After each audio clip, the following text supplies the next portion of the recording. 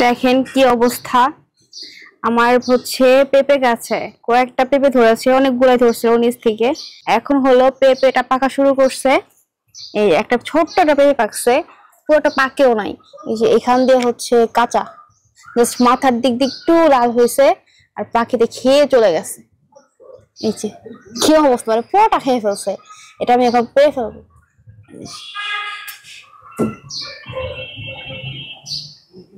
কি করছে ঘুরায় ঘুরায় খেয়ে খেয়ে। এই যে বুঝছেন, মানে নিচের পুরোটাই কাঁচা। আমি ভেবেছি যে হচ্ছে এটা যখন ইয়া হবে, পুরোটা পাকবে, তখন হলো এটা আমি পারবো।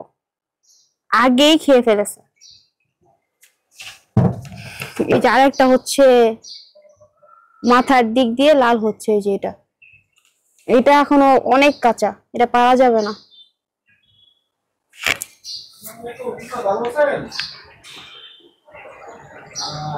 ওই যে দুধ লাগতো আর কি,